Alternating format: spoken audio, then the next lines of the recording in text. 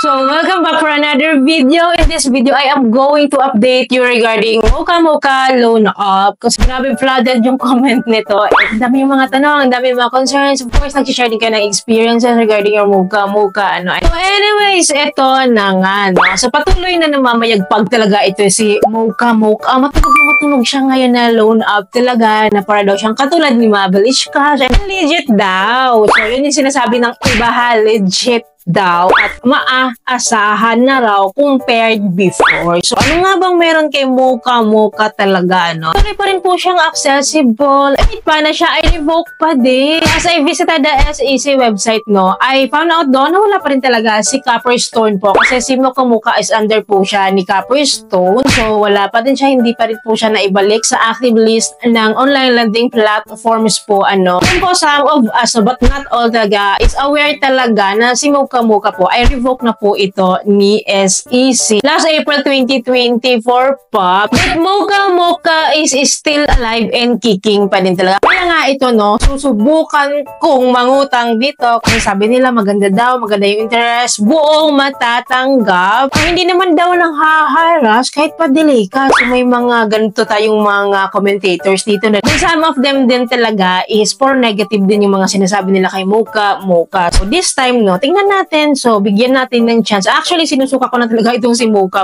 Ayoko na talaga siyang i-try. Pero, dahil sa inyong demand, sige, susubukan natin, ha. Titingnan natin kung magkano nga po yung kanyang interest rate. Tingnan mo sa nga kanyang payment terms, which is ito talaga yung isa sa issue. Anyways, without further ado, open natin. And then, may account na po ulit ako dito. Open natin yung app. And then, ito po yung welcome dashboard po ni Mocha.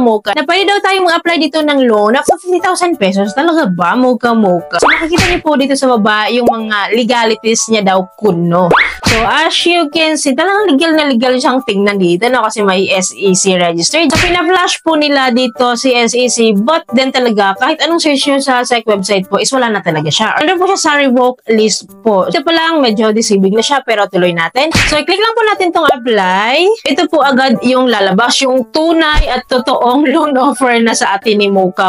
So, meron daw akong offer up to 4,000 pesos. Actually, bumaba na siya. Kasi last time na nag-register or nag-apply po ako dito kay Mocha, ang offer niya po sa akin is 7,000 pesos. And bumababa siya, naging 6,000 pesos. Ngayon, 4,000 pesos na lang. But anyway, so try natin na. So, meron siyang payment terms po na 5 terms, 7 terms siya ka, 9 terms. Itong mga terms kasi niya na ganito, wala po ito dati, no? So, FYI, wala siya dati. Nung una ko na-encounter si Mocha, walang ganito, 7 days lang siya dati. Nakataas ang interest dati. Anyways, piliin natin tong 5 terms na para mas maaga. This time po, titingnan po natin yung kanyang repayment breakdown. I have noticed po sa interval po ng schedule date na magbabayad po tayo. So, every 15 days of the month po, up to 4 terms po. Pagdating po ng 5 terms, ang tagal na ng agwat, no? So, by April 2025, ulit parang 4 months to go, meron siyang fee na maliit lang naman na interest rate. Basically, every 15 days po siya. So, ganun din po, di ba, kay Mabel Ishka, every 15 days yung kanilang payment terms sa una. So, ganun din siya. Anyway, naka-note nga pala dito sa baba, no? Yung last term will be waived if you repay the previous term in time. Kung makikita niyo po dito, 0 na po yung principal niya sa Schedule 5, which is payable pa after 4 months pa, no? Meron lang siyang interest rate na hindi na waive.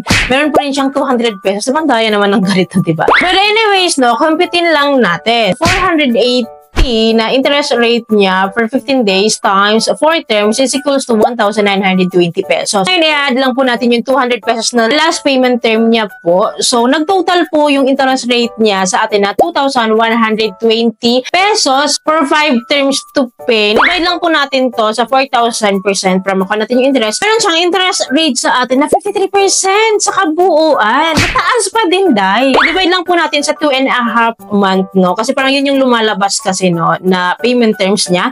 So, divide lang natin. So, ito po yung interest rate niya. 21.2% a month. As pa rin talaga siya. So, sa last time po na nag-offer sila sa akin dito, no, so, baba lang yun noon. 14% monthly lang kahit sa anong payment terms. So, ngayon mataas naman na siya. So, nag-iba-iba pala talaga siya, no. Anyways, habaan natin itong payment terms, no. Itatry po natin itong 9 terms to pay. So, ganun pa din po yung interval niya is every 15 days. Parang twice a month ka magbabayad. So, meron po siyang principal fee na hiningi na 500 pesos pesos per 15 days. And then yung kanyang interest fee po is 300 pesos per 15 days. Sa last schedule niya, which is nabe-waive nga po yung principal kapag on time daw magbayad. Meron pa rin po siyang hinihingi po na fee na 200 pesos sa interest po. So anyways, computein natin ng mabilis lang ito ha. 300 pesos na interest times 8 terms is equals 2,400 pesos. I-add lang po natin tong last payment terms niya po na 200 pesos, no? Plus 200 is equals to 2,600 pesos. So ito po yung kikitain nila sa atin or interest fees po nila sa kabuuan. Divide lang po natin to sa 4,000%. So ito po yung interest rate niya sa atin. 65% for the whole term po na avail natin yung loan na 4,000 pesos. 65%.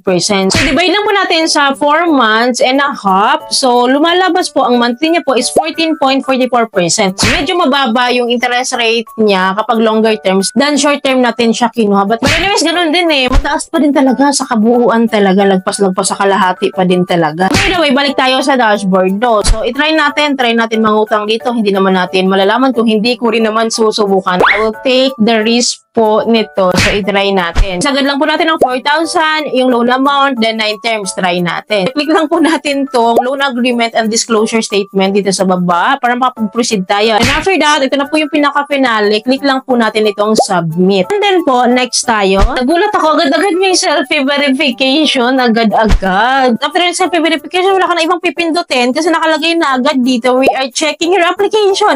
Meron na agad yung chain na get credit daw, disbursement, tsaka get money. So kapag ganito po, tuloy-tuloy na yun, wala ka nang magawa. I-disburse niya na agad-agad sa iyong bank account or sa iyong e-wallet account. Nalo ka naman ako dito kay Mocha-Mocha. Wala kami pipindutin pa kung mga agreement na mga kung ano-ano ba or confirmation. Wala pala, ganun pa rin pala talaga siya. Once na pinindot mo yung submit, tuloy-tuloy na siya. Dito na naman tayo sa ganito eh. Kinakabahan ako guys. So alam ko, saglit lang talaga to. So wait na lang natin, ano. So, tingnan natin anong mangyayari or magiging ganap natin. Ayan na, may result na. Wait, ayan. Oh, ayan na siya. Ayun! Nakalagay, ano dito? We regret to inform you. Sold out. Ay, sold out. May pagganito na si Mocha-Mocha. Taray ha, walang budget. So anyways, nakalagay dito, we regret to inform you that today's lending amount has reached its limit.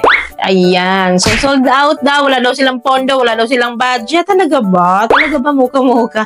So anyways, no, natawa naman ako dito. Dati wala itong mga pagganito. Agad-agad disbursement talaga. And then may pera talaga agad. So I don't know, sold out daw. So magtry na lang daw ako at a later date daw po kung gusto ko daw mag-loan dito. So natawa ako kay Mocha-Mocha. Ganito na pala si Mocha-Mocha ngayon. So may buti na lang na hindi siya nag-proceed. Hindi ako nakapag-disburse. At least nakita nyo yung process hanggang dulo. Yung possible disbursement process niya. I think talaga kung itong si Mocha-Mocha is for real talaga na for the legit talaga ito. Kasi nga ganito nga siya, no? So ganito nga yung app niya. And for me talaga, nasa-sense ko na parang mayroon talagang hindi maganda dito kay Mocha-Mocha. Kasi nga, diba, revoke na nga ito. And I don't know kung ano ang plano ni Mocha-Mocha Management, Tekla for Stone Management. Bakit patuloy pa rin sila talaga accessible at nag-o-offer naman ganitong pa-loan, which is ang dami rin talagang naglo-loans. And I want to know, no, please comment down below regarding your current situation, experience kay Mocha-Mocha. Kumusta siya ngayon? Kailangan natin makapag-gather ng mga data information para sa mga viewers natin na naghahanap din ng mga confirmation and kaliwanagan regarding Mocha-Mocha. And again, let me remind you ha, bago kayo mangutang dito na pag-isipan nyo ng mabuti, ng paulit-ulit, mag-gather muna kayo ng info and be wise. Kahit naman anong share ko dito, no, sa iba-iba naman tayo ng mga prinsipyo, ng mga pangangailangan, mga needs dito. But be mindful nga po sa mga ganitong